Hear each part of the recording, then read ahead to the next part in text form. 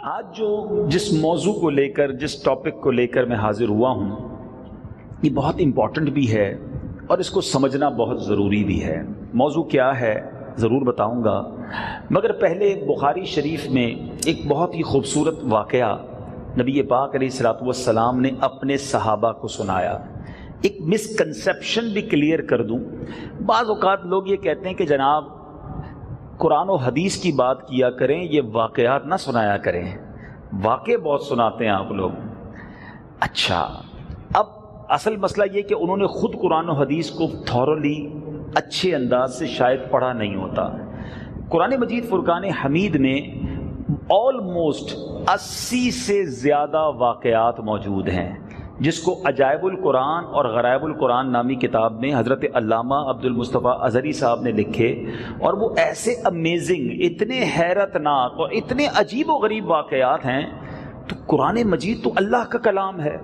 It means अल्लाह तबारक व तआला के कलाम का भी ये उसलूब है, उसका भी ये तरीका रहा कि वाक़यात बयान किए जाएं, क्योंकि इंसान की फितरत ये है कि वो वाक़यात सुन के बाद अच्छे तरीके से समझ जाता है। सूरह यूसुफ जो कुरान की सूरत है, उसको अहसनुल क़सस कहा गया।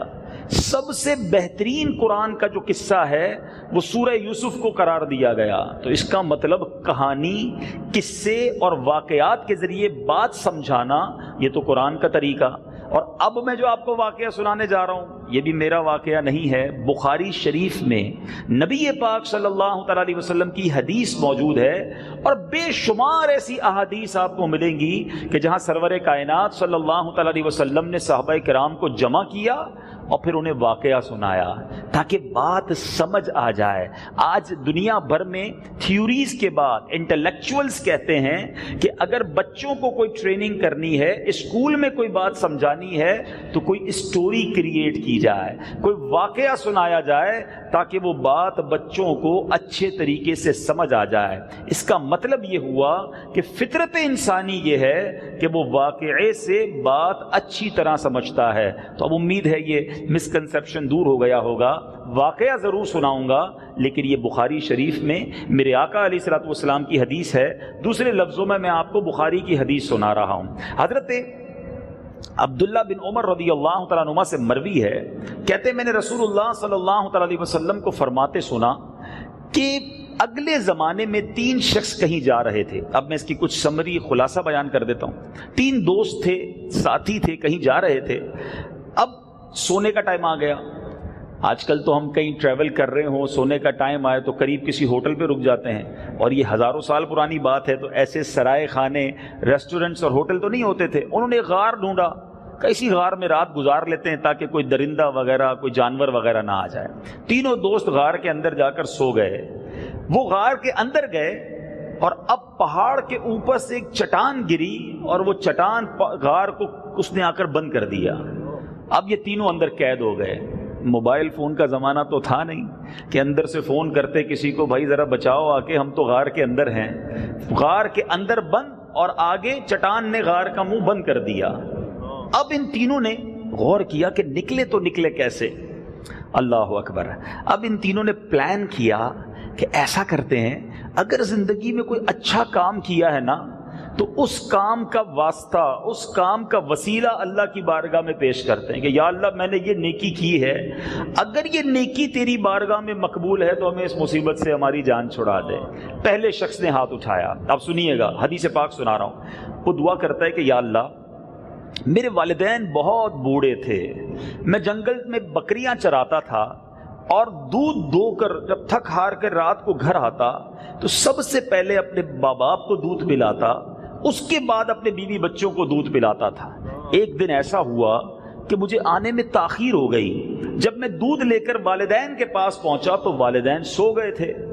अब मेरे बच्चे भूखे थे, उन्हें भी दूध की हाजत थी, मगर मेरी हमेशा से ये नीयत थी कि पहले वालिदैन को दूध पिलाऊंगा, फिर बच्चों को दूध पिलाऊंगा।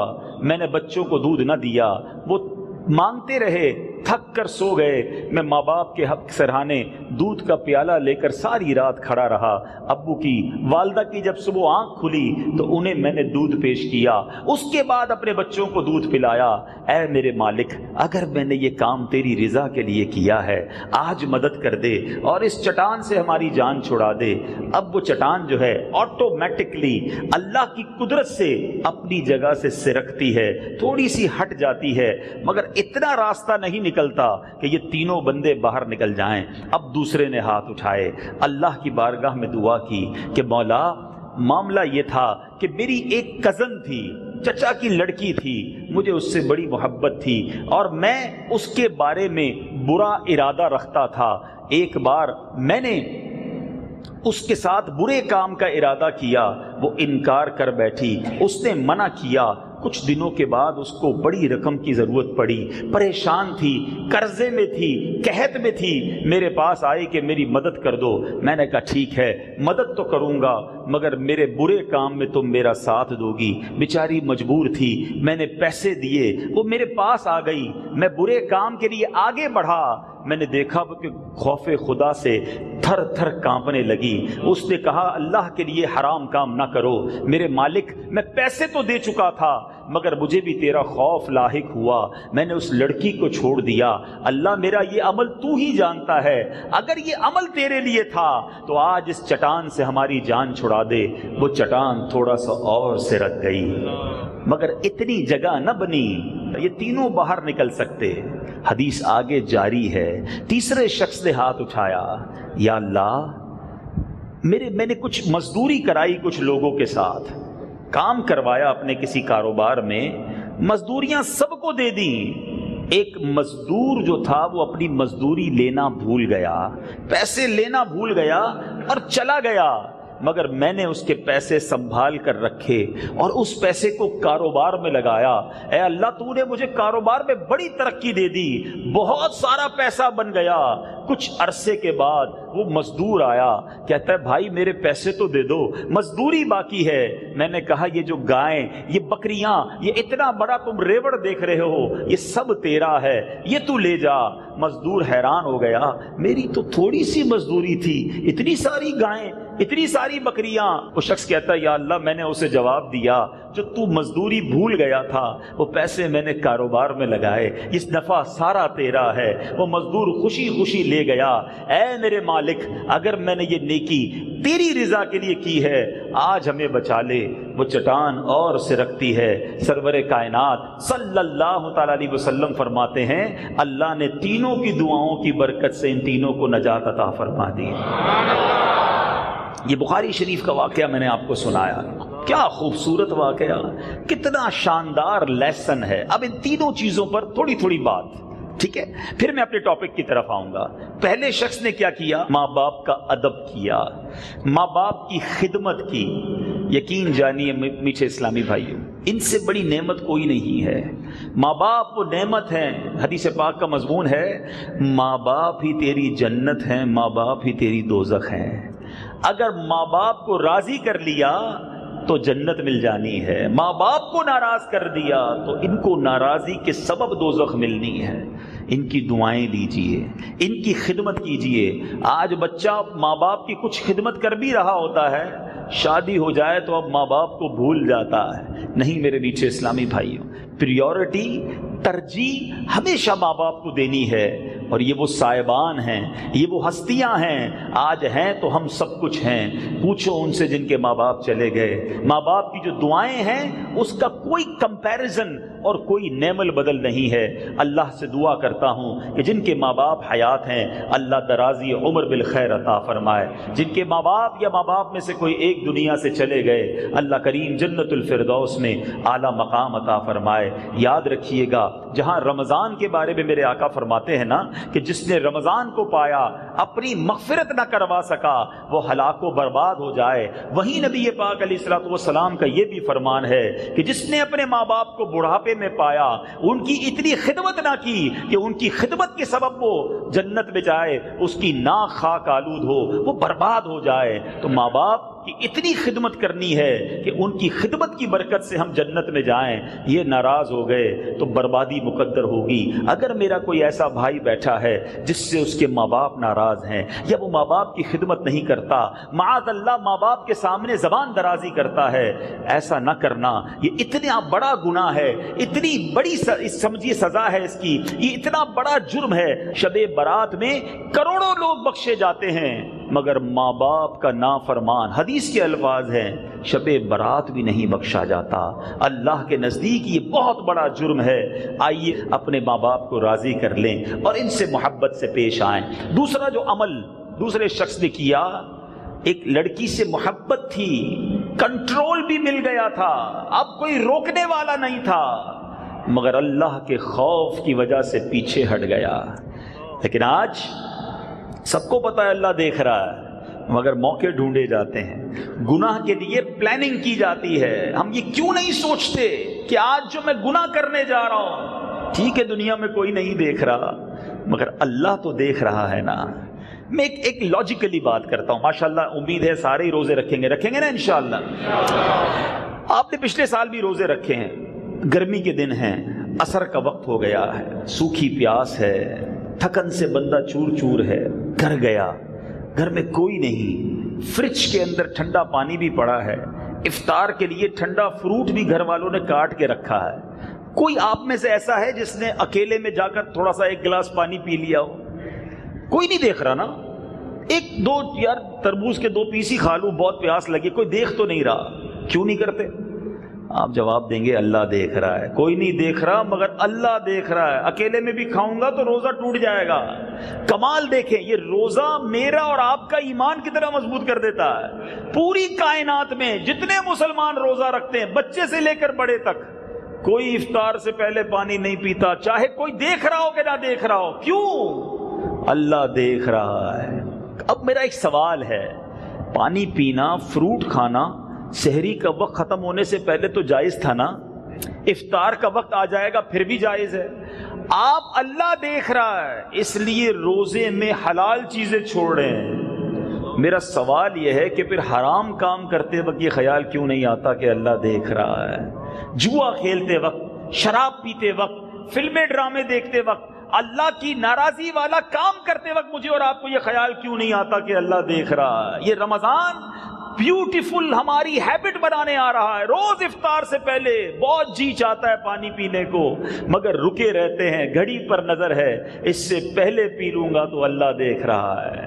اے کاش میرا اور آپ کا یہ ذہن بن جائے کہ ساری زندگی دل پر یہ نقش ہو جائے کہ جب بھی گناہ کرنے کا جی چاہے، جب بھی برائی کی طرف جانے کا جی چاہے، مجھے اندر سے ایک الارم بجے کہ اللہ دیکھ رہا ہے۔ اس شخص نے یہی تو کیا نا، لڑکی پر قابو پا لیا تھا مگر اللہ دیکھ رہا ہے اس لیے گناہ سے باز آ گیا۔ تیسرا شخص، کیا امانت، کتنی خوبصورت اس نے امانت جو ہے وہ ادا کی کہ مزدور کی مزدوری بھی سنبھالی اور اس کو اور بڑھا کر دیا۔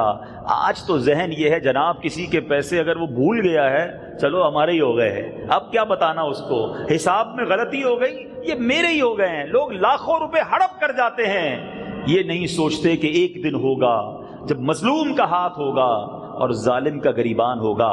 امام عشق و محبت، مجدد دین و ملت، پروانہ شمع رسالت، میرے آقا نعمت امام احمد رضا خان علیہ رحمت الرحمان فرماتے ہیں، جو کسی کے 3 پیسے، I am not talking about million rupees, لاکھوں روپے کی بات نہیں ہو رہی، صرف 3 پیسے اگر کوئی کسی کے جان بوجھ کر دبا لے، اعلیٰ حضرت لکھتے ہیں اس بندے کو ان 3 پیسوں کے بدلے 700 مقبول با جماعت نمازیں دینی پڑ جائیں گی۔ 3 پیسوں کے بدلے، ادھر ہزاروں روپے، لاکھوں روپے ہڑپ کر جاتے ہیں۔ اچھا کوئی بیچارہ کاروباری لوگ بیٹھے، اس لیے میں ایک ایگزامپل کے ذریعے سمجھاتا ہوں۔ مثال کے طور پہ آپ کے پاس کوئی پیسے مانگنے آیا، اس کا بل تھا 25,225 روپے، آپ نے کہا چلو بھائی یہ 25,000 لے جاؤ، 225 ختم ہو گئے۔ کیسے ختم ہو گئے؟ اس کی اجازت تو نہیں ہے نا، اس کا دل تو نہیں ہے۔ ہاں اب آپ کہتے ہیں مجھے کہتا ہی کچھ نہیں، وہ کیا کہے گا، آپ نے زبردستی کر دی ہے۔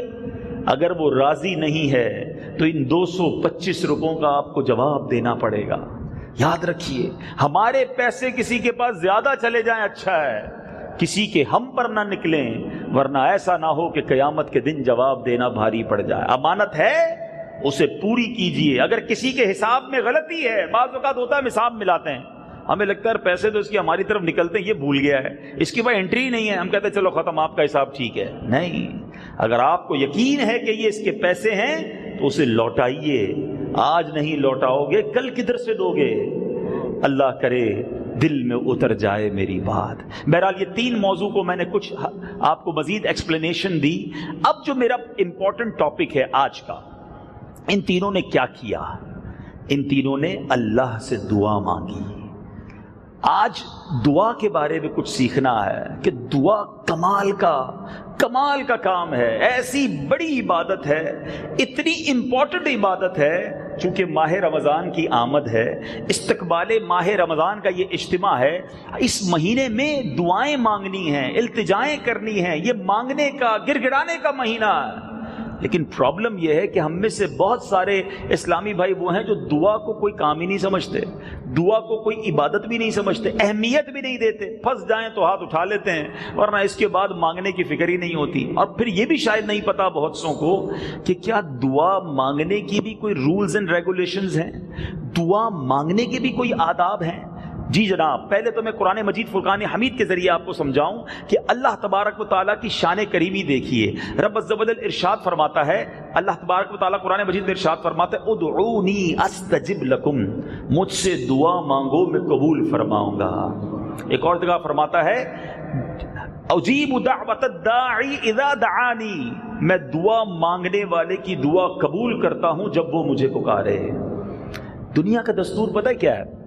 ہم کیسے نکمے لوگ ہیں. مجھ سے یا آپ سے کوئی شخص کوئی مدد مانگ لے کہ یار تھوڑا سا قرضہ دے دو، پریشان ہوں، آپ نے شاید ایک بار مدد کر دینی ہے، دوبارہ آ جائے تھوڑے دنوں بعد، تھوڑا سا منہ بنائیں گے، دوبارہ آ گئے، چلو تیسری بار تو یار اس کی تو عادت ہو گئی ہے مانگنے کی.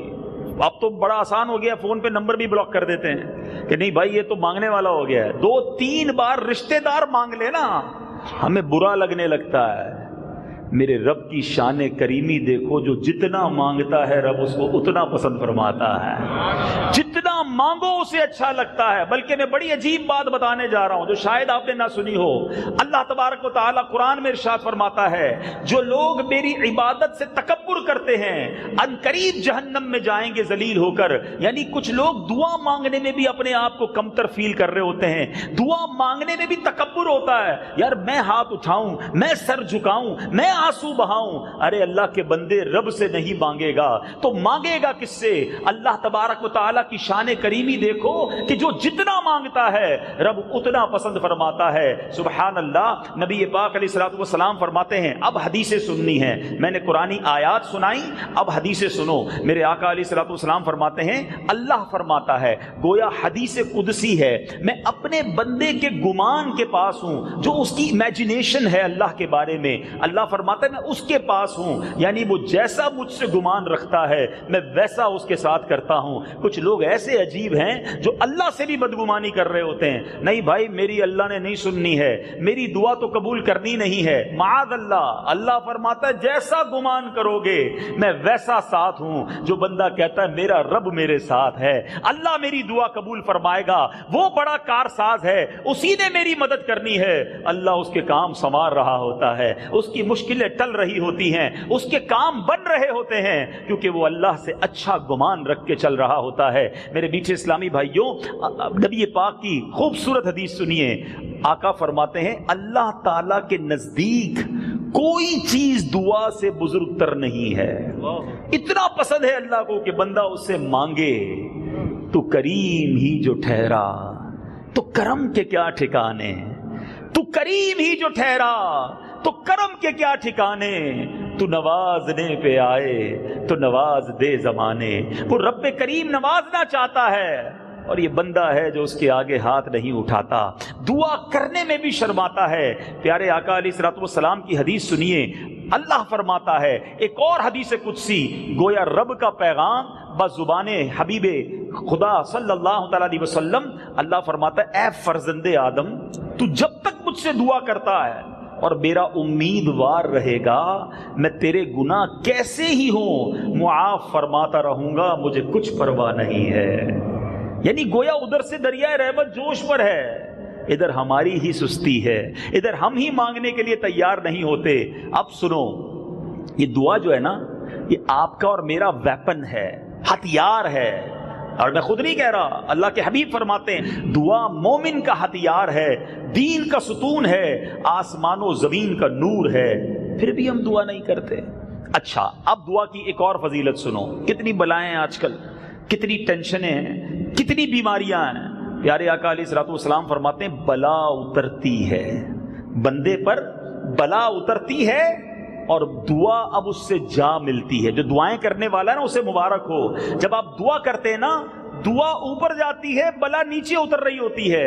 آقا فرماتے ہیں دونوں کشتی لڑتے ہیں، انٹرسپٹ کرتی ہے دعا بلا کو، نہیں اترنے دیتی دعا بلا کو بندے پر، اور یہاں تک کہ قیامت آ جاتی ہے۔ بلاؤں کو اترنے سے روکنے کا نسخہ جو ہے یہ دعا ہے۔ تو خوش نصیب ہیں جو دعا مانگتے ہیں، روز مانگتے ہیں اور دل و جان سے مانگتے ہیں۔ تو یہ چند فضائل بیان کر دیے۔ اب ہو سکتا ہے کوئی کہے یار بات تو ٹھیک ہے، مگر 25 سال ہو گئے دعا مانگتے ہوئے، مسئلہ ہی حل نہیں ہوتا۔ اولاد کی دعا کر رہا ہوں، مانگی جا رہا ہوں، اولاد تو ملی نہیں ابھی تک۔ کب سے دعا کر رہا ہوں یا اللہ کرائے کے گھر میں ہوں، اپنا گھر مل جائے۔ 25 سال سے دعا کر رہا ہوں، گھر وہی کا وہی ہے۔ میری والد صاحب بیمار ہیں، ٹھیک ہی نہیں ہو رہے۔ تو اب میں دعائیں تو کرتا ہوں، لیکن دعا تو جو مانگ رہا ہوں وہ تو ملتا نہیں۔ آپ کہتے ہیں مانگی جاؤ ملتا رہے گا، بیوٹیفل کوسچن۔ چلے آج اس سوال کا بڑا شاندار جواب حدیث پاک کے ذریعے سن لیجئے، پھر ایک لاجیکلی جواب بھی دے دوں گا۔ اللہ کے حبیب صلی اللہ تعالی علیہ وسلم فرماتے ہیں کہ دعا بندے کی 3 باتوں سے خالی نہیں ہوتی۔ جب بھی آپ دعا کریں گے نا، 3 چیزوں میں سے کوئی ایک چیز آپ کو ملے گی۔ نمبر 1، یا تو اس کا گناہ بخش دیا جاتا ہے، یا دنیا میں اسے فائدہ حاصل ہو جاتا ہے، یعنی جو مانگا وہ مل گیا۔ تیسرا فرمایا یا اس کے لیے آخرت میں بھلائی جمع کر دی جاتی ہے۔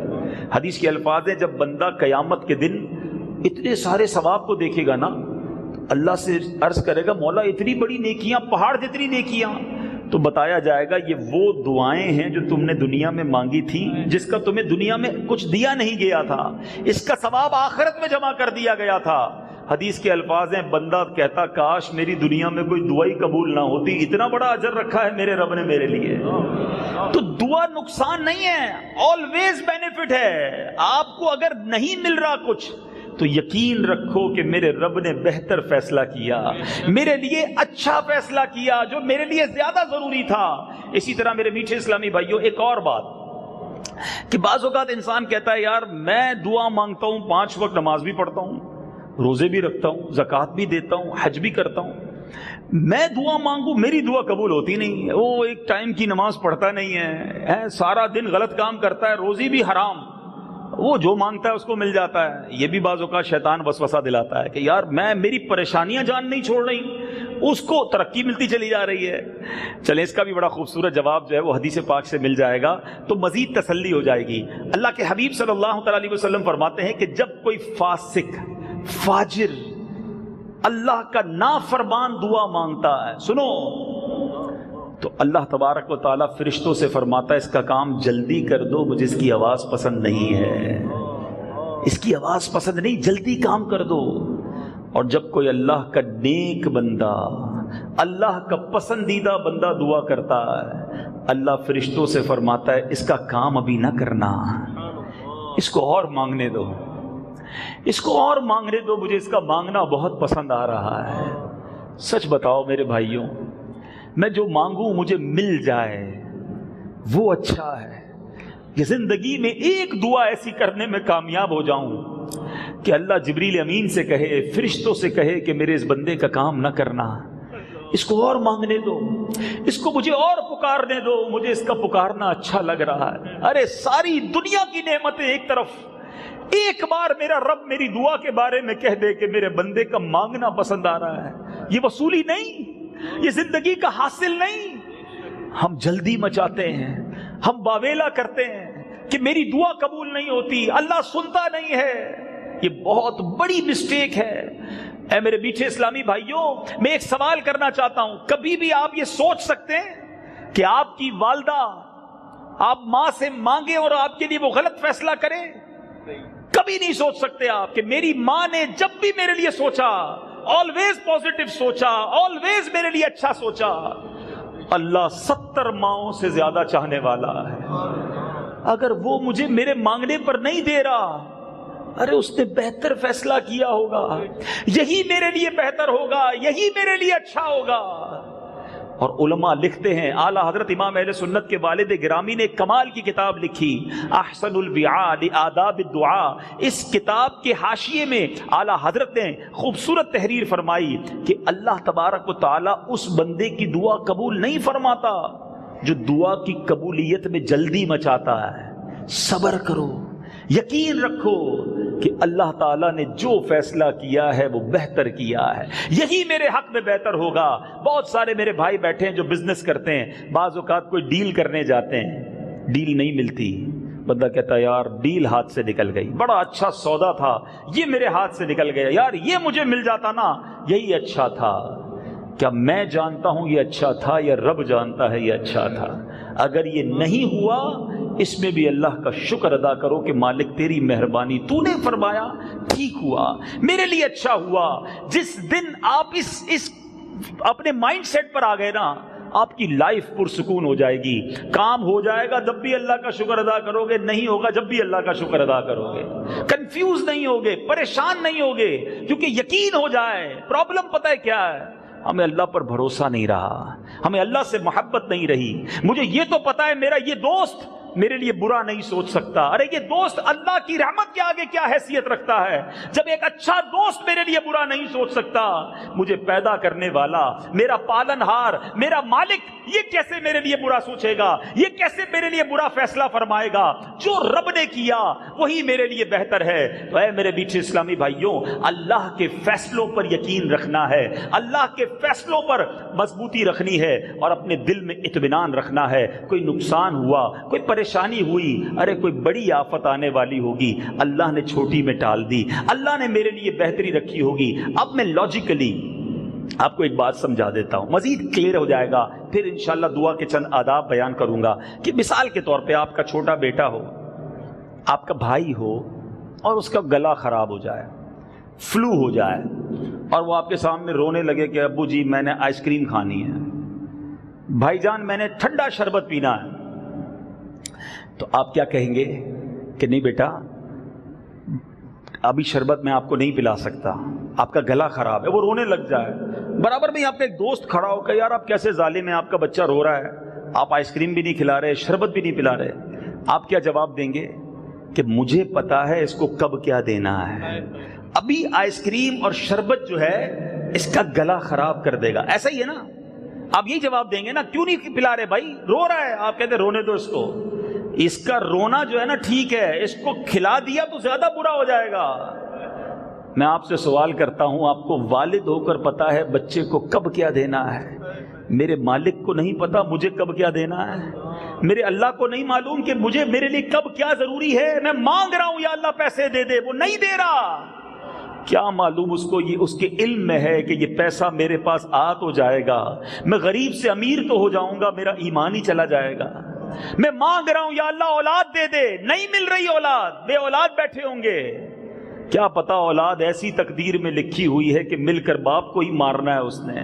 ہمارے پاس آتے ہیں لوگ کہتے ہیں بچے نے گھر سے نکال دیا، کاش پیدا ہی نہ ہوتا تو اچھا تھا. ارے اللہ پر بھروسہ رکھو نا، میرے مالک نے جو فیصلہ کیا میرے لیے بہترین کیا. جس دن آپ کو یقین حاصل ہو گیا آپ پرسکون ہو جائیں گے، آپ کو کسی پرابلم میں پرابلم نہیں رہے گی، کیونکہ اللہ کا فیصلہ ہے اور اللہ اپنے بندوں پر مہربان ہے. وہ اپنے بندوں پر ان کی ماؤں سے زیادہ چاہنے والا ہے. اور میں نے تو حدیث سنا دی نا کہ اللہ فرشتوں سے کہتا ہے، اللہ فرشتوں سے فرماتا ہے میرے بندے کو اور مانگنے دو، یہ جتنا مانگتا ہے مجھے پسند آتا ہے.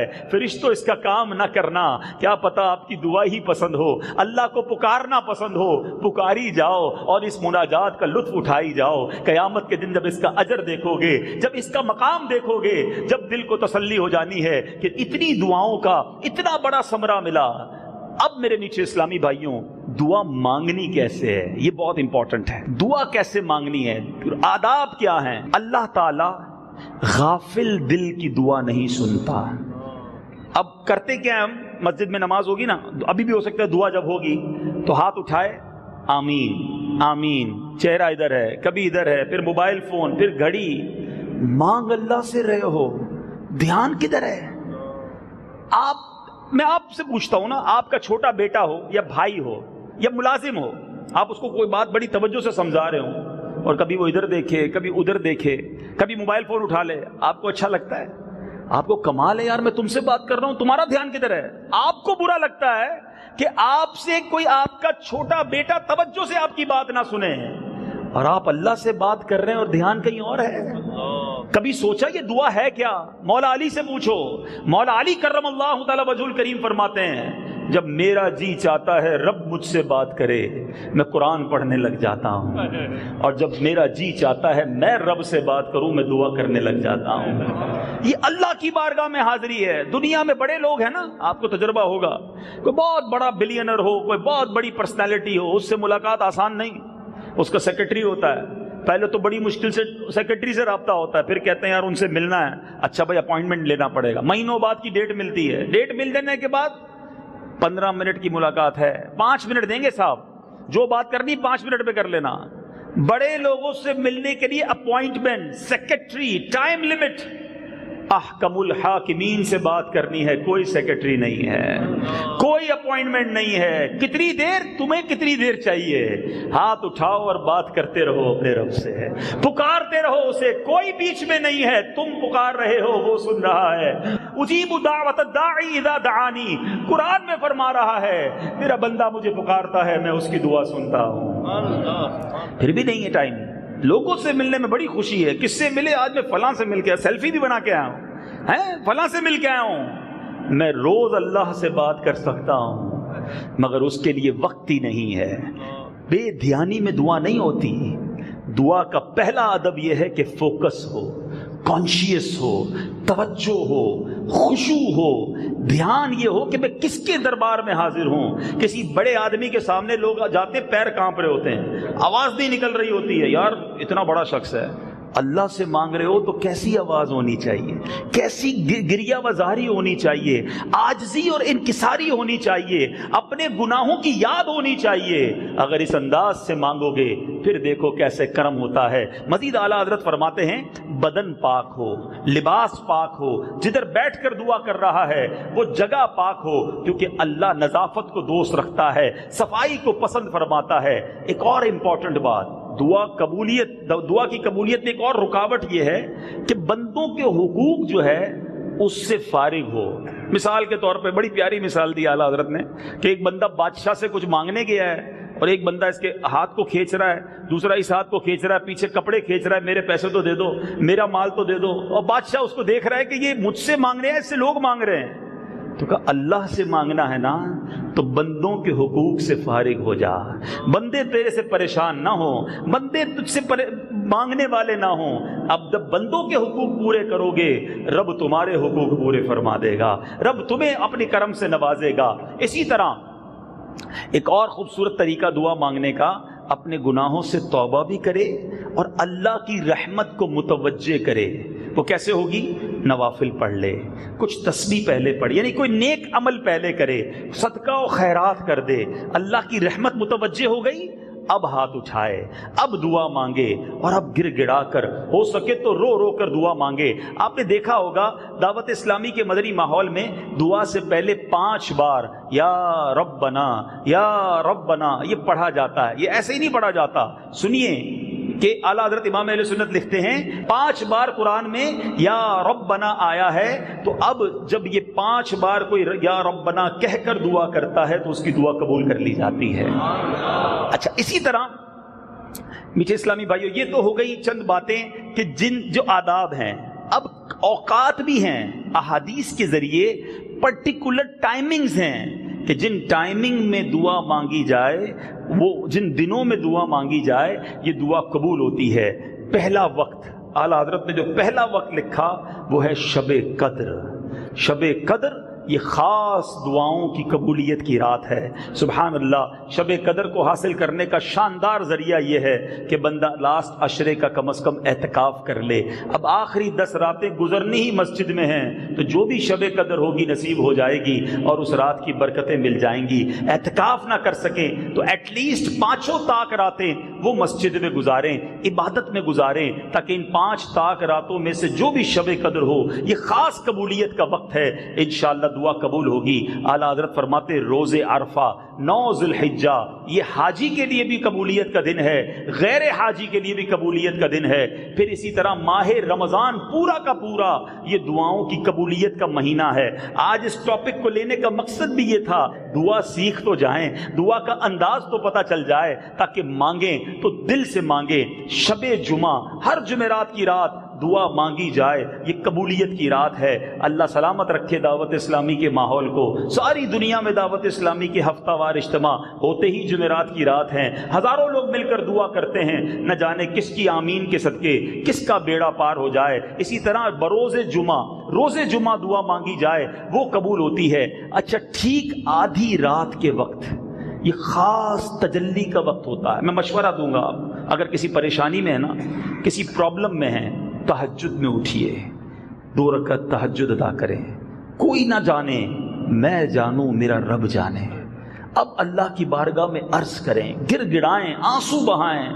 ایک سمجھنے والی بات ہے, آدھی رات کو اپنی والدہ کو اگر میں اٹھاتا اور میری آنکھوں میں آنسو ہوتے ہیں اور امی کو کہتا امی میں پریشان ہوں, نیند نہیں آ رہی ہے, میں اس مصیبت میں ہوں, سچ بتاؤ میری ماں کی کیا کیفیت ہو جاتی ہے کہ میرا بیٹا اتنا پریشان ہے کہ آدھی رات اٹھ کر مجھے کہہ رہا ہے, آنکھوں میں آنسو ہیں. یقین کرو میرا مالک 70 ماؤں سے زیادہ چاہنے والا ہے. جب بندہ بستر چھوڑ کر, جہاں نماز بچھا کر, تہجد پڑھ کے ہاتھ اٹھاتا ہے, سر جھکاتا ہے اور روتے ہوئے اسے پکارتا ہے کہ مالک میں پریشان ہوں, میں مصیبت میں ہوں, میں قرضے میں ہوں, میں فلاں پرابلم میں ہوں. ارے وہ احکم الحاکمین, وہ ارحم الراحمین ہے, اس کے خزانے بھرے ہوئے ہیں. اور تمہیں مبارک ہو, رمضان کی راتوں کی بات تو سنو. حدیثوں کے الفاظ ہیں, ساری زندگی میں اور آپ تو دعا کرتے نا یا اللہ سن لے. رمضان کی راتوں میں وہاں سے ندا آتی ہے کوئی مانگنے والا کہ اس کی دعا قبول کی جائے, ہے کوئی طلبگار کہ اس کی جھولی بھر دی جائے, ہے کوئی مجھے پکارنے والا کہ اس کی پکار سنی جائے, ہے کوئی توبہ کرنے والا کہ اس کی توبہ قبول کی جائے. سوچئے ناظرین کہ ہم پھر کیوں نہ رمضان کی راتوں میں گر گڑائیں, دعائیں کریں. یہ راتیں کرکٹ کھیلنے کے لیے, یہ راتیں تاش کھیلنے کے لیے, یہ راتیں گناہ کرنے کے لیے نہیں ہیں. یہ رمضان عبادت کے لیے آ رہا ہے, یہ رمضان مغفرتیں بانٹنے آ رہا ہے. خدا را ان راتوں میں دعاؤں میں گزاریے اور دعا سے محبت کر لیجئے. یقین کریے جب دعا کی لذت ملنا شروع ہو گئی نا, پھر دعا میں دل لگ جائے گا. آپ کی فیلنگ بن جائے گی کہ میں اللہ سے بات کر رہا ہوں, میں اللہ سے عرض کر رہا ہوں, میں اسے عرض کر رہا ہوں جو سارے جہان کا مالک ہے, جو مصیبتوں کو ٹالنے والا ہے, جو بیماریاں دور کرنے والا ہے. انشاءاللہ آپ برکتیں حاصل کریں گے. یہاں ایک اور بات سیکھنے والی ہے کہ دعا یقین سے مانگی جائے. یہ بھی ایک پرابلم ہے. کچھ لوگ کہتے ہیں یار میں مانگ تو رہا ہوں لیکن پتہ نہیں ہوگا یا نہیں ہوگا. ہاں, دعا کے آداب میں یہ بھی ہے کہ جو بے یقینی سے دعا مانگتا ہے نا, اس کی دعا قبول نہیں ہوتی. نہیں, میں اللہ سے مانگ رہا ہوں, وہ دینے والا ہے, وہ ضرور کرم فرمائے گا. جب آپ کا بلیف ہوگا آپ کو دعا مل جانی ہے, آپ کا کام بن جانا ہے. مجھے واقعہ یاد آیا, ایک گاؤں میں بارش نہیں ہو رہی تھی, کئی سال گزر گئے, قحط, بوند بوند کو لوگ ترسنے لگے. اب پلان کیا گیا کہ جناب ایک میدان میں جمع ہو جائیں اور وہاں جمع ہو کر بارش کی دعا کریں گے. سارے گاؤں کو جمع کیا گیا. ایک ینگسٹر, ایک نوجوان بھی ادھر پہنچا مگر اس کے ہاتھ میں چھتری تھی. تو لوگ اس کا مذاق اڑانے لگے, کتنے سال ہو گئے بارش نہیں ہوئی, ایک قطرہ پانی کا نہیں ہے, تم امبریلا چھتری لے کر آ رہے ہو. وہ کہتا ہے جب اللہ سے مانگنے آئے ہیں تو بارش تو ہونی ہے, واپس کیسے جاؤں گا, کیا بھیگتے ہوئے جاؤں گا. سالوں سے بارش نہیں تھی، علماء لکھتے ہیں اس نوجوان کے یقین کی برکت سے دعا شروع ہوئی اور موسلا دھار بارش ہونا شروع ہو گئی۔ سارا گاؤں بھیگتا ہوا جا رہا ہے، نوجوان چھتری لے کر جا رہا ہے۔ یہ بلیف ریکوائرڈ ہے، یہ یقین ریکوائرڈ ہے دعا کے اندر کہ اللہ سے مانگ رہا ہوں، اس کے سوا ہے کون دینے والا، اس کے سوا ہے کون نوازنے والا، اس کے خزانے بھرے ہوئے ہیں۔ کبھی سوچو تو صحیح، مفسرین قرآن شاندار بات لکھتے ہیں، جب سے کائنات بنی ہے، جب سے وہ عطا فرما رہا ہے، اس کے خزانے کیسے ہیں، وہ لٹائی جا رہا ہے، اب بھی اس کے خزانے بھرے ہیں، قیامت تک عطا فرمائے گا، اس کے خزانوں میں کوئی کمی نہیں آنی۔ میری جھولی تنگ ہے، اس کے یہاں کمی نہیں، مانگنے والا چاہیے، گر گڑانے والا چاہیے، اس کے عطاؤں کے در کھلے ہیں۔ اور سنو، ماہ رمضان میں یہ در اور کھل جانے ہیں۔ حدیث پاک کا مضمون ہے، سنو بڑی امپورٹنٹ بات، یہ جو بدھ کی رات، یہ جمعرات کی رات ایکسپیکٹڈ ہے، ہم اللہ سے دعا کرتے ہیں اللہ خیر سے رمضان عطا کر دے، اللہ ہمیں عافیت کے ساتھ رمضان عطا کر دے۔ ماہ رمضان کی جب پہلی رات آتی ہے، حدیث پاک کا مضمون ہے، جب ماہ رمضان کی پہلی رات آتی ہے، اللہ تعالیٰ آسمان دنیا پر خاص تجلی فرماتا ہے اور اپنی مخلوق پر، اپنے بندوں پر نگاہ رحمت فرماتا ہے۔ آقا فرماتے ہیں جب اللہ اپنے بندوں پر نگاہ رحمت فرمائے گا تو پھر انہیں عذاب نہ دے گا۔ خاص مانگنے کی رات ہے، تو اب ہمیں پریپیئر ہونا ہے ان دعاؤں کے لیے، ان التجاؤں کے لیے، ان مغفرتوں کی راتوں کے لیے۔ دیکھیں نا، آپ کے گھر پہ جیسا مہمان آتا ہے آپ ویسی تیاری کرتے ہیں۔ کوئی قریب کا دوست آ رہا ہو تو ایک دن پہلے تیاری کرتے ہیں۔ جس ماں کا بیٹا 4-5 سال بعد بیرون ملک سے آ رہا ہو، اس ماں سے پوچھو، گھر بھی سجاتی ہے، صاف بھی کرتی ہے، میرا بیٹا آ رہا ہے، یہ اس کی کبڈ ہے، یہ اس کا بستر ہے، خوش ہو رہی ہوتی ہے، کئی دنوں تک تیاری۔ اچھا، مثال کے طور پہ اگر آپ کو کوئی بتا دے آپ کے گھر پہ آپ کے پیر صاحب آ رہے ہیں تو کتنے خوش ہو جاؤ گے، کیسی تیاری کرو گے؟ رمضان آ رہا ہے، کیا تیاری ہے؟ آپ کو پتہ ہے ماہ رمضان کے لیے سارا سال جنت سجائی جاتی ہے۔ اللہ کے یہاں اہتمام دیکھو رمضان کا، میں اور آپ کیا تیاری کر رہے ہیں؟ ہاں تیاری ہو رہی ہے۔ میں تھوڑے دنوں پہلے یہاں قریب سے گزرا، ایک علاقے میں قریبی ہمارے گھر کے پاس، میں نے ایک جنرل اسٹور دیکھا، باہر بہت ساری گاڑیاں کھڑی، رات دیر۔ تو میں نے کسی سے پوچھا کہ کیا ہو رہا ہے؟ تو کہا رمضان کی تیاری ہو رہی ہے۔ اچھا، رمضان کی شاپنگ ہو رہی ہے، کیا کرنا ہے؟ شربت لینے ہیں، سموسے کا سامان لینا ہے، گھر میں کیچپ ہونی چاہیے، گھر میں جوسز ہونے چاہیے، اسٹور والے اسٹاک بڑھا رہے ہیں، ریسٹورنٹ والے اپنے ریسٹورنٹ کی صفائی کر رہے ہیں۔ اللہ کے بندوں، ہر گھر پہ تیاری ہے، کس چیز کی؟ افطاری میں کیا کھانا ہے، سحری میں کیا پکانا ہے۔ رمضان آ رہا ہے یا فوڈ فیسٹیول آ رہا ہے؟ یہ مغفرت کروانے آ رہا ہے، یہ دعاؤں کی قبولیت کے لیے آ رہا ہے۔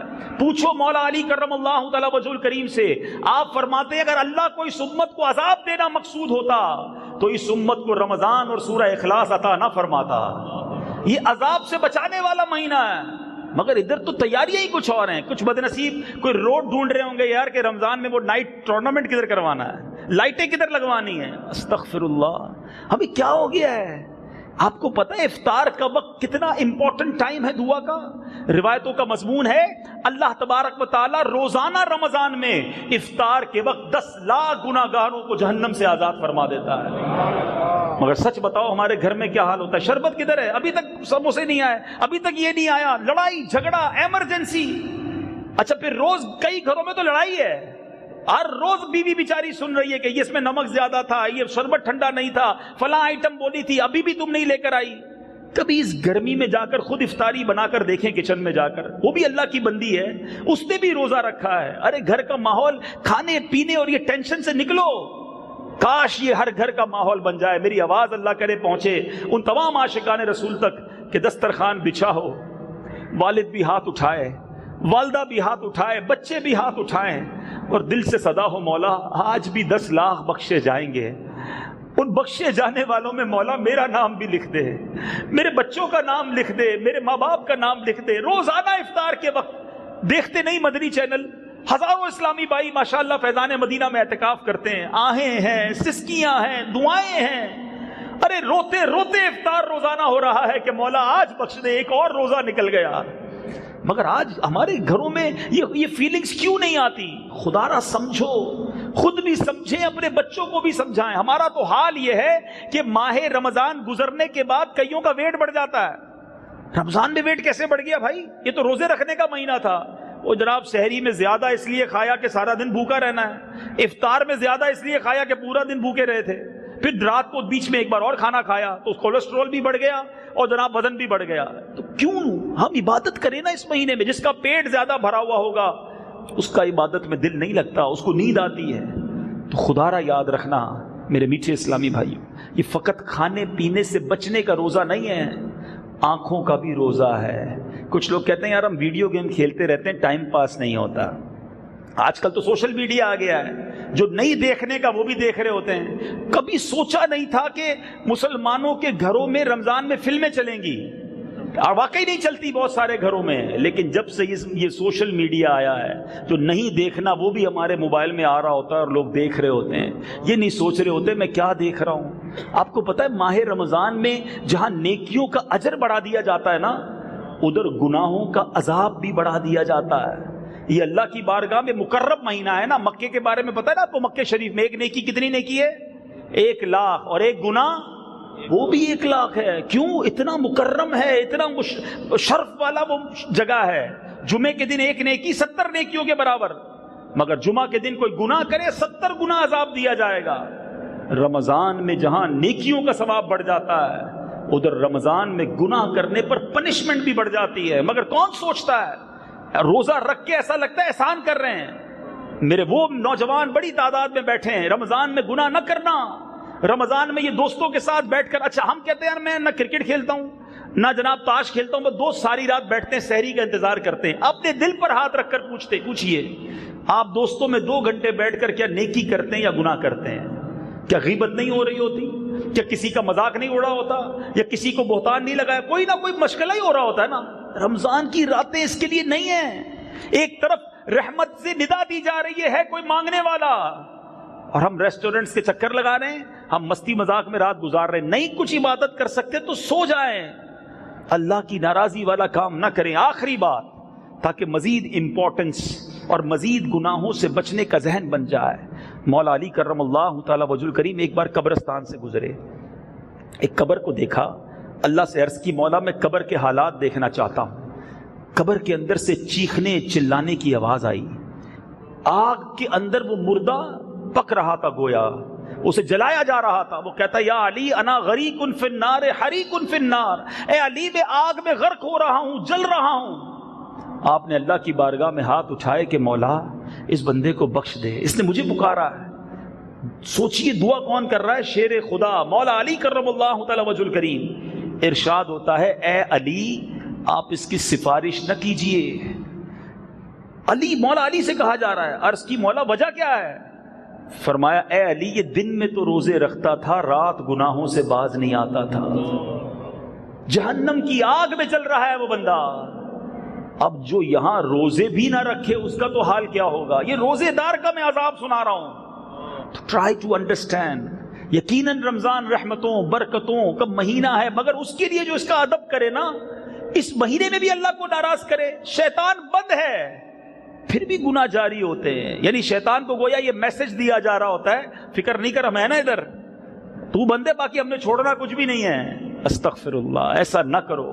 یہ مہینہ پیوریفائی کرنے آیا. جو میں نیکی نہیں کر پا رہا تھا نا، وہ نیکی بھی میں اس مہینے میں کروں اور اپنی عادت بنا لوں 30 دن میں، تاکہ پھر پورا سال میری یہ نیکیاں جاری ہو جائے.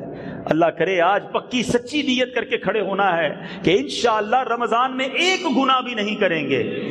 ہر اس راستے کو دیکھ لو کہ جس سے مجھ سے گناہ ہو جاتا ہے. اگر میرا موبائل مجھ سے گناہ کراتا ہے، نہیں چاہیے وہ موبائل، نہیں چاہیے وہ انٹرنیٹ. ایک چھوٹا سا آلہ جو ہے مجھے جہنم میں لے جائے گا، مجھے رب کے نافرمانوں میں شامل کر دے گا.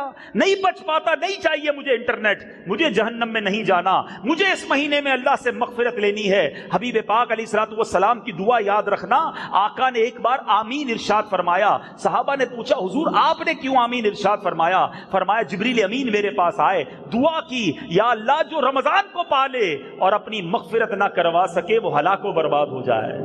نبی پاک فرماتے میں نے اس دعا پر آمین کہی ہے. دعا کرنے والا کون؟ فرشتوں کا سردار. آمین کہنے والا نبیوں کا سردار. اب تو کوئی کمپرومائز ہی نہیں نا، دعا تو قبول ہی قبول ہے. تو جس نے رمضان پایا اور اپنی مغفرت نہ کروا سکا وہ ہلاک و برباد ہو جائے گا. تو رمضان نیکیوں میں گزارے، روتے ہوئے گزارے، عبادتوں میں گزارے، مانگتے ہوئے گزارے، پھر دیکھو کیسے خزانے ملتے ہیں، کیسے رحمتیں ملتی ہیں. پیارے آقا کا ایک اور خوبصورت وصف یہ تھا کہ نبی پاک رمضان میں خوب سخاوت فرماتے، ہر سائل کو عطا فرماتے. حدیث پاک کے الفاظ ہیں جس طرح تیز آندھی چلتی ہے نا، اس طرح میرے آقا کا دریائے سخاوت رمضان میں چلتا تھا، جو آتا اسے عطا فرماتے. تو اے میٹھے اسلامی بھائیوں، رمضان سخاوت کا مہینہ ہے، رمضان صدقہ و خیرات کا مہینہ ہے. اپنے غریب رشتہ داروں کو، اپنے غریب ملازمین کو، اپنے غریب پڑوسیوں کا خیال رکھنا، ان کے گھر بھی کچھ ایسا بھجوا دیں ان کی رمضان اچھی گزر جائے. جبھی ہمارے علماء کہتے ہیں بندہ رمضان سے پہلے زکوٰۃ ادا کر دے تاکہ غریبوں کا رمضان اچھا گزر جائے. تو اس بار صدقہ خیرات اگر کمپلیٹ ہو بھی جائے نا زکوٰۃ، تو یہ نہ کیلکولیٹ کیا کرو کہ یار پورے ہو گئے اب اگلے رمضان بانٹیں گے. ایک حدیث پاک یاد رکھو، ابن آدم، حدیث پاک کا مضمون ہے گن گن کر خرچ نہ کرو ورنہ وہ رب کریم بھی تمہیں گن گن کر عطا فرمائے گا. اللہ بے گنے دے رہا ہے، ہماری اوقات سے زیادہ دے رہا ہے. تو ہم کیوں سوچتے ہیں یار زکوٰۃ پوری ہو گئی، آگے آپ کو ضرورت مند اسے بھی دے دو، اللہ اور دے گا. اللہ سخی کو پسند فرماتا ہے. اللہ کی راہ میں خرچ کریں، اچھی جگہوں پر افطار کرائیں، سحری کرائیں، غریبوں کے گھروں پہ سامان بھیج دیں. کیا پتا کسی کے بچے کے چہرے پہ مسکراہٹ آ گئی، اللہ کو پسند آ گئی، یہی ہماری مغفرت کا ذریعہ بن جائے. اسی طرح زکوٰۃ اور صدقات میں سب سے پہلا حق یہ آپ کے اپنے غریب رشتہ داروں کا ہے. یاد رکھیے گا، حدیث پاک کا مضمون ہے کہ اللہ تبارک و تعالیٰ ان لوگوں پر نگاہ رحمت نہیں فرمائے گا، قیامت کے دن ان لوگوں پر نگاہ رحمت نہیں فرمائے گا جس کے اپنے پریشان ہوں وہ غیروں کو بانٹتا رہے. ہاں جناب، اعلان کروا کر چندہ بانٹ رہے ہوتے ہیں، چچا پریشان ہوتے ہیں، چچا کے بیٹے پریشان ہوتے ہیں. پہلے اپنے رشتہ داروں کو دیکھ لیجیے، اگر وہ مستحق ہیں پہلے انہیں دیجئے، اس کے بعد دوسروں کا حق آتا ہے. تو پہلی بات تو یہ کہنی تھی. اس کے بعد اگر بچ جائیں تو عاشقان رسول کی مدنی تحریک دعوت اسلامی آپ کے سامنے ہے، جو ساری دنیا میں سنتوں کی خدمت کر رہی ہے، اور دعوت اسلامی کا یہ پیغام دنیا کے کونے کونے میں اللہ کی رحمت سے پہنچ رہا ہے. اور 100 سے زیادہ ڈپارٹمنٹس ہیں دعوت اسلامی کے. آج ایک شاندار مسجد کو ہم دیکھ رہے ہیں. میں جانتا ہوں جب اس علاقے میں مسجد نہیں تھی، یہ بہاریں نہیں تھی، اللہ سلامت رکھے اس مسجد کو بنانے والوں کو. مسجد بنتی ہے پورے علاقے کا رنگ بدل جاتا ہے. عاشقان رسول مسجد بنائیں پورے علاقے کو برکت ملتی ہے. آپ کو جان کر خوشی ہوگی دعوت اسلامی سال میں 600 سے زیادہ مسجدیں بنا رہی ہے.